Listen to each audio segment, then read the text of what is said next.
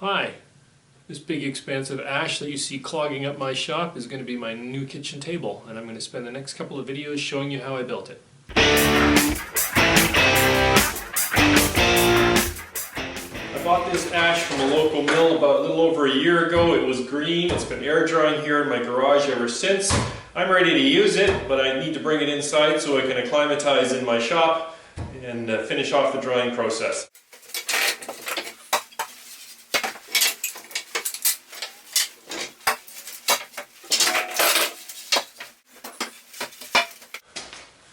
Now my rack's empty. I need to buy some more wood.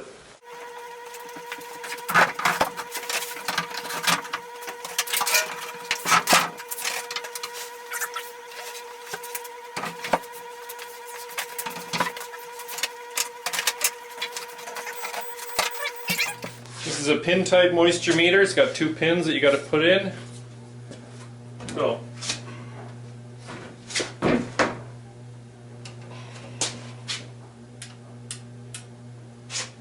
that says 9%. That's amazing. That says 8%. So I've checked in 3 different places and my moisture meter is telling me that this wood is now at 9%. That's after spending a little bit over a year, I forget exactly how long, up in the rafters of my garage. The garage is attached, but it is unheated. 9% is still pretty good, but I still am going to let this acclimate in my shop for at least a week, and then I'm going to check again and see how it's doing. These boards have been sitting in my shop now for just a bit over 2 weeks, and I'd like to use them, but before I do that, I'm going to check their moisture content to make sure they've reached equilibrium. I drilled a couple of shallow holes here so that I can get the pins deep inside the wood. Well, deeper than the surface. Red light comes on, tells me that I'm at 7%.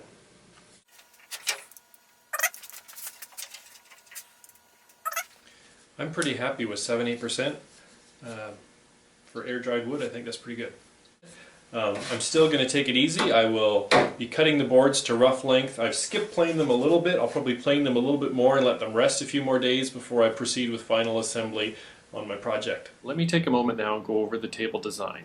A classic rectangular harvest table was what we wanted. We had no need of leaves or any type of expansion mechanism. We just wanted a nice table.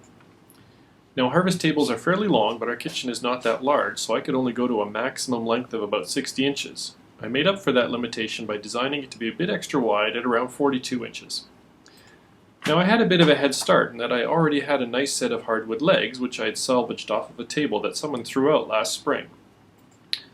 Starting with those legs, it was a pretty simple matter to design a matching frame that should have made this a pretty quick and simple build.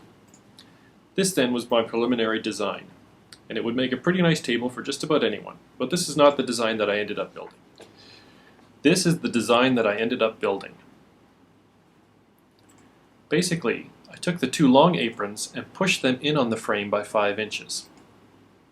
This will give us a 10-inch overhang along the sides, which provides us with a bit more knee clearance, and it gives the tabletop a bit more of a floating appearance. Along with that, I added a shallow arch to the short apron, which I think makes for an interesting look.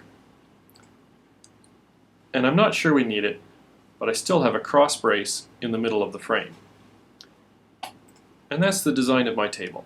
I'm still calling it a harvest table, though my design changes probably mean it technically isn't one.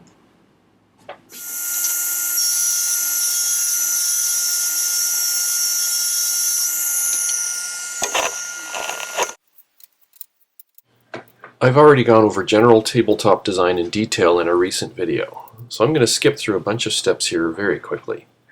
Briefly then, once I have my boards jointed and planed and ripped to rough width, I spread them out and work on a layout. I spent nearly 10 minutes in this case arranging boards, rearranging boards, flipping them, switching them around to come up with something that looked nice to me.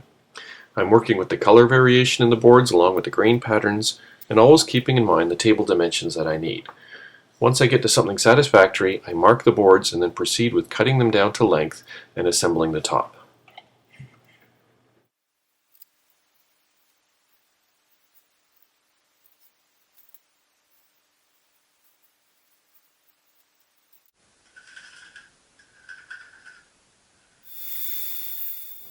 My miter saw is not what you would call furniture quality, so here I've put a jig on my crosscut sled to try to cut these boards as accurately as possible to length.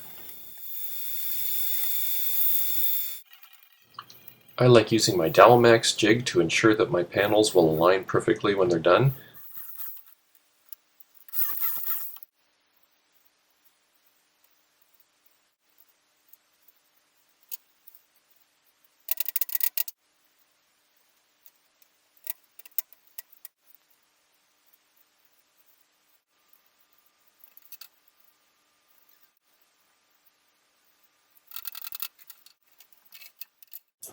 And using the scraper to clean up the glue squeeze out, and finally trimming the end of the table with the router.